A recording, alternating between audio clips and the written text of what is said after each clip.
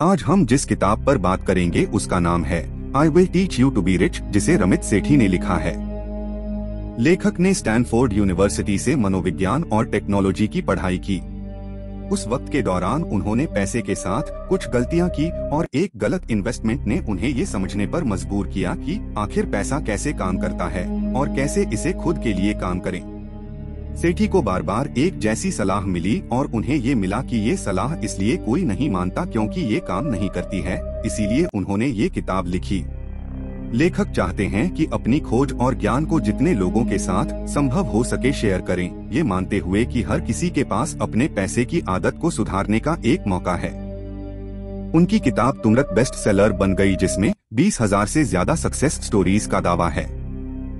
I will teach you to be rich किताब आपकी मदद करती है ये पहचानने में कि आपका पैसा कहाँ जा रहा है और कैसे इसे अपने लिए काम करवाया जाए।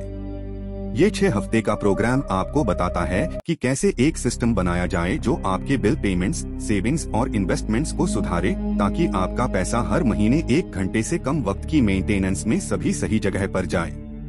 ये किताब उन लोगों के लिए बेहतर है जो अपने वित्त को अच्छे तरीके से संभालना चाहते हैं। ये सारांश इस किताब के 6 हफ्ते के प्रोग्राम को समझाएगा। पहला हफ्ता आपके क्रेडिट कार्ड को सुधारने पर ध्यान दिया जाएगा। दूसरा हफ्ता में बैंकों को जीतना है देखेंगे।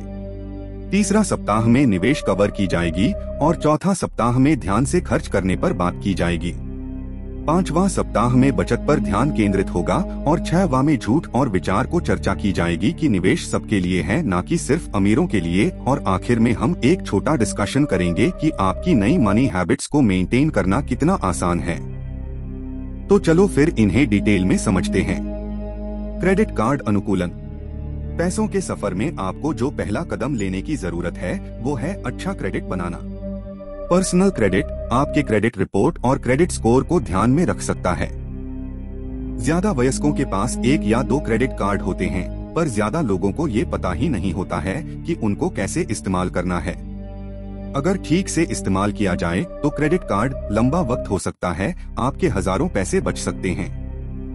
क्रेडिट रिपोर्ट आपका क्रेडिट इतिहास, कोई वर्तमान और हाल के लेन देन या आपका कोई खाता जो आपके पास हो उसकी जानकारी होती है। ये जानकारी लेंडर्स यानी कि जो कर्ज देते हैं उनको दी जाती है जब आप किसी लोन के लिए अप्लाई करते हैं। क्रेडिट स्कोर थोड़ा अलग है, आपको 300 और 850 के बीच में एक नंबर दिया जाता है। ये नंबर लेंडर को ये समझने के लिए इस्तेमाल होता है कि जब उधार देने की बात आएगी तो आपके रिस्क फैक्टर क्या हैं। अगर आपका क्रेडिट स्कोर ज्यादा है तो आपको कम खतरों की तरह देखा जाता है और कम क्रेडिट स्कोर ज्यादा जोखिम को दिखाता है। भविष्य में खरीदारी जाने वाली चीज, जिसमें घर और लोन शामिल है, के लिए क्रेडिट स्कोर ज्यादा होना बहुत जरूरी है।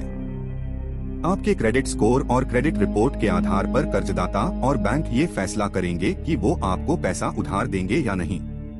अगर क्रेडिट कार्ड ठीक से इस्तेमाल हो तो वो बहुत फायदेमंद हो सकता है। आपको अपने बिल पूरी और समय पर होनी चाहिए। इन पेमेंट्स को कभी लेट न करें, वरना आपको इंटरेस्ट का सामना करना पड़ेगा। जब ऐसा होता है तो असल में क्रेडिट कार्ड आपको वो पैसा देता है जो आपके पास नहीं है और रुचि देने से आप किसी भी कीमत पर बचना चाहते हैं। अगर आप क्रेडिट कार्ड से कुछ खरीदते हैं और आखिरी में इंटरेस्ट पे करते हैं तो असल में आप उसकी कीमत से ज्यादा पे कर रहे हैं। अच्छा क्रेडिट बनाना अमीर बनने का पहला कदम है।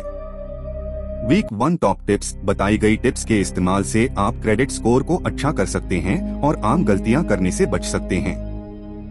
अपने क्रेडिट स्कोर और रिपोर्ट की रिक्वेस्ट करें। समझने की सारे नंबर का आपके क्रेडिट के लिए क्या मतलब है। अगर आपके पास पहले से ही क्रेडिट कार्ड है तो बैंक से चेक करें कि क्या ये नो फी कार्ड है। अगर नहीं तो इसकी रिक्वेस्ट करें। और अगर आपके पास क्रेडिट कार्ड नहीं है तो लीजिए और सभी फीस को माफ करने की रिक्वेस्ट करें। स्वचालित भुगतान को सेट करें ताकि कभी ये मिस ना हो और हमेशा पूरी पे होती रहे। ध्यान रहे कि ये हर महीने होता रहे। अगर आपके ऊपर कोई उधार है तो हमें भुगतान करने का एक प्लान बनाया जाएगा। अपने ऋणदाता से बात करें ताकि वो जल्दी से जल्दी चुकाया जा सके। लक्ष्य है उधार को जितना जल्दी संभव हो भुगतान करना, ताकि आप इनाम का फायदा उठा सके। बैंक। सही बैंक और अकाउंट चुनना भी जरूरी है जब आप अपने फाइनेंस सेट कर रहे हों। आपके बैंक एक महत्वपूर्ण रोल प्ले करते हैं और आप उनसे अच्छा रिश्ता बनाना चाहते हैं ताकि आप बेकार की फीस देने में पैसा खराब ना करें। चेक खाते, ज्यादातर लोगों के पास एक चेक खाता होता है। ये एक मानक खाता होता है जिसमें पैसा नियमित रूप से आता रहता है। आपको इसे एक ईमेल बॉक्स की तरह इस्तेमाल करना चाहिए। अगर आपका सारा पैसे इस मेन अकाउंट में आता है तो आप इसे साइड अकाउंट में भेजने के लिए फिल्टर कर सकते हैं, चाहे वो सेविंग हो या इन्वेस्टमेंट। चेक अकाउंट के लिए ऐसा अकाउंट चुनें जिस पर इंटरेस्ट मिलता हो और फ्री हो, जिसमें मंथली, ईयरली और ट्रांजैक्शनल फीस ना हो। बचत खाते, आपको बचत खाता अल्पावधि से मध्यावधि बचत के लिए खोलना चाहिए। इस जगह पर अपने हर जगह के पैसे को 1 महीने से 5 साल तक के लिए रखने की सोचे। इस खाते को आप छुट्टियां और हाउस डिपॉजिट की तरह इस्तेमाल करें। सप्ताह 2 शीर्ष युक्तियां। अगर आपके पास पहले से ना हो तो एक चेक अकाउंट खोलें। डबल चेक करें कि उसमें कोई फीस ना हो। अगर आपके करंट अकाउंट में मंथली या ईयरली फीस लगती है तो बैंक से बात करें और इसे वेव ऑफ करने की रिक्वेस्ट करें। और कम से कम राशि और ट्रांजैक्शनल फीस को भी ध्यान रख सकते हैं। ज्यादा ब्याज वाले सेविंग अकाउंट को खोलें। अपने खर्च करने वाले पैसे को बचाने वाले पैसे से अलग कर लें। ध्यान रहे कि आपके चेक अकाउंट में 1.5 महीने के खर्चे के जितना पैसा हो, उसके अलावा बचा हुआ पैसा सेविंग अकाउंट ट्रांसफर कर दे। निवेश एक ऐसी चीज है जिससे बहुत लोग बचना चाहते हैं। आपको इसे समझना चाहिए ताकि आप निवेश करने के लिए कॉन्फिडेंट महसूस करें। वैश्विक वित्तीय संकट के बाद बहुत से लोगों ने निवेश करना बंद कर दिया है, लेकिन ऐसे ही वक्त में निवेश करना समझदारी होती है। निवेश प्रक्रिया को शुरू करने के लिए 5 सरल कदम। उस इन्वेस्टमेंट्स से बेहतर कुछ नहीं हो सकता है जहां आपको 100% रिटर्न मिलता है और ये हर पे चेक पर होता है। इसे अपनी तरफ से लगभग कुछ भी नहीं होता है सिवाय सिर्फ शुरुआत सेटअप के। अपना क्रेडिट कार्ड कर्ज चुकाएं। एक बार ये हो जाए, आपके पास निवेश करने के लिए ज्यादा पैसा होगा। इसको पे करने का प्लान बनाने के लिए वक्त ले। आपको एक अलग इंडिविजुअल रिटायरमेंट अकाउंट या इन्वेस्टमेंट्स फंड भी खोलना चाहिए। लक्ष्य है आपका टैक्स के बाद की आय जितना हो सके योगदान देना। अगर कोई पैसा बचाता है तो इसे अपने बचत खाते में डाल सकते हैं। जब ये 4 स्टेप पूरे हो जाएं, तो आपके पास कुछ पैसा होगा जिसका आप इस्तेमाल कर सकते हैं। एक नॉन रिटायरमेंट फंड के बारे में सोचे जिसमें आपका बिजनेस शुरू करने के लिए पैसा हो। सचेत खर्च, ये एक ऐसी सलाह है जो आप अक्सर सुनते होंगे, जो है बजट बनाना। हालांकि ये करने से कहना आसान है। किसी के पास हर एक पैसे का हिसाब रखने का वक्त नहीं है। इसे आपको ध्यान से खर्च करना चाहिए। ध्यान से खर्च करना आसान है। जब पैसा आए तो आपकी प्राथमिकता होनी चाहिए अपनी सेविंग और इन्वेस्टमेंट्स अकाउंट पर ध्यान देने की। जब ये हो जाए तो आप बचे हुए पैसे के बारे में बिना अपराध बोध के खर्च करने के बारे में सोच सकते हैं। पैसे को हैंडल करने का सबसे अच्छा तरीका है ये फैसला करना है कि आप अपना पैसा कहां खर्च करना चाहते हैं। आपको एक मितव्ययी तरीका अपनाना चाहिए, ना कि एक सस्ता तरीका। मितव्ययिता को हर चीज पसंद किया जाता है क्योंकि आप अपने ज्यादा से ज्यादा खरीदारी पर पैसा बचा सकते हैं और आप कुछ जगह पर ज्यादा पैसा खर्च कर सकते हैं। अपनी प्राथमिकताओं को पहचानें। अगर आप हर हफ्ते फिल्म जाना चाहते हैं तो कोशिश करें कि हर बार कोक और पॉपकॉर्न ना खरीदें। ये फैसला आप पर है कि कहां आप बलिदान करना चाहते हैं, कहां नहीं। सप्ताह 4 शीर्ष युक्तियां। जब आपको अगला पेचेक मिले तो अपने खर्चों को कम करें और पता लगाएं कहां सबसे ज्यादा खर्च होता है। अपनी इनकम को fixed cost, long term investment, saving goals और गिल्ट फ्री खर्च के बारे में बात कर सकते हैं। फिक्स्ड कॉस्ट पर नजर डालें कि क्या आपको इंश्योरेंस पर बेस्ट डील मिल रही है। इस कॉस्ट के पास शॉपिंग करने की सोचें और देखें कहां आप कम कर सकते हैं। विचार करें कि आपका सचेत खर्च का प्लान कैसा होगा, कहां आप बचाएंगे और खर्च करेंगे। अपने प्लान से जुड़े रहें और हर हफ्ते इसे अपडेट करें। जब आपको रसीद मिले तो अपने प्लान में शामिल करें ताकि ये समझ सके कि क्या हो रहा है। आपके सिस्टम का सीधा और जल्दी होना बहुत जरूरी है। आपको इसे लंबा वक्त तक के लिए रखना है। बचाओ। अगली स्टेज है अपने सिस्टम को सेविंग, इन्वेस्टमेंट और खर्च करने के लिए ऑटोमेट करना। एम है आपकी इनकम को अपने आप सही अकाउंट फिल्टर करने का, बिना आपके दखल दिए। इसके लिए शुरू हो सकता है, एक बार वक्त खर्च करने से आप आगे के लिए बहुत सा वक्त बचा सकते हैं। इसका मतलब है कि आपके बिल अपने आप चुका दिए जाएंगे और आपको उसकी चिंता करने की जरूरत नहीं है। हर हफ्ते, पखवाड़े या महीने में आपको आपकी इनकम मिलेगी। आपके वर्क प्लेस को आपकी सेविंग का हिस्सा ऑटोमेटिकली काट लेना चाहिए। शेष सीधा आपके चेक खाते में जा सकता है। इससे अपने को सेविंग और इन्वेस्टमेंट्स के लिए ऑटोमेट करें। अपने क्रेडिट कार्ड बिल को अपने डेबिट कार्ड से अपने आप भुगतान करें। इसमें आपकी सारी फिक्स कॉस्ट जैसे कि यूटिलिटीज, इंटरनेट वगैरह कवर होते हैं। जो भी बचे उसे बिना अपराध बोध के खर्च किया जा सकता है। सप्ताह 5 शीर्ष युक्तियां। आपको अपने सभी खातों को लिंक करना चाहिए। आपकी सारी लॉगिन जानकारी एक जगह होनी चाहिए। चेतावनी, आप अलग अलग लॉगिन और यूजर नेम के लिए समय बर्बाद करेंगे। अपने स्वचालित धन प्रवाह के लिए समय खर्च करें। एक बार जब सारे अकाउंट लिंक होंगे तो ये आसान होगा। हर एक अकाउंट के लिए इंडिविजुअल ऑटोमेटिक पेमेंट सेटअप करें। वित्तीय विशेषज्ञता मिथ। बहुत से लोग फाइनेंस इंडस्ट्री, वित्तीय सलाहकार और फंड मैनेजर से घबराते हैं, जबकि ज्यादा लोग अपना निवेश खुद करने के लायक होते हैं। आपको अपनी इन्वेस्टमेंट्स के लिए लोगों को भुगतान करने की जरूरत नहीं है। फंड मैनेजर जादूगर नहीं है और वो पता नहीं लगा सकते हैं कि बाजार क्या करने वाला है। फंड मैनेजर का 75% निवेश हो सकता है फेल होता है। म्यूचुअल फंड में अक्सर एक फीस चार्ज होती है जो बेकार की होती है और फंड मैनेजर को भुगतान होती है।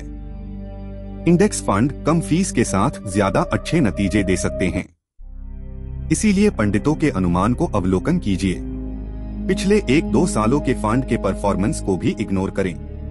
शॉर्ट टर्म में एक फंड मैनेजर अच्छा परफॉर्म कर सकता है, पर ये लॉन्ग टर्म में कभी मार्केट को हरा नहीं सकते। ये फीस खर्च और मैथमेटिकल प्रोबेबिलिटी पर आधारित होता है जो स्टॉक्स चुनते वक्त सामने आते हैं। क्या इन्वेस्टमेंट्स सिर्फ अमीर लोगों के लिए है? हर कोई निवेश करने के लायक है, ये सिर्फ अमीरों के लिए नहीं है। एक सीधा और कम रखवाला वाला निवेश पोर्टफोलियो होना संभव है। जब इन्वेस्टमेंट्स की बात आती है तो आपको विविध होना चाहिए। आपको न सिर्फ अलग स्टॉक्स खरीदने चाहिए, बल्कि अलग एसेट्स, स्टॉक्स और बॉन्ड्स के बारे में भी सोचना चाहिए।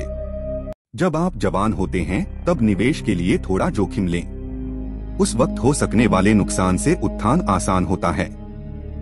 जैसे जैसे आप बड़े होते हैं, आप ज्यादा रूढ़िवादी होते जाते हैं और कम जोखिम लेते हैं। आपको इन्वेस्टमेंट्स कहाँ करना चाहिए?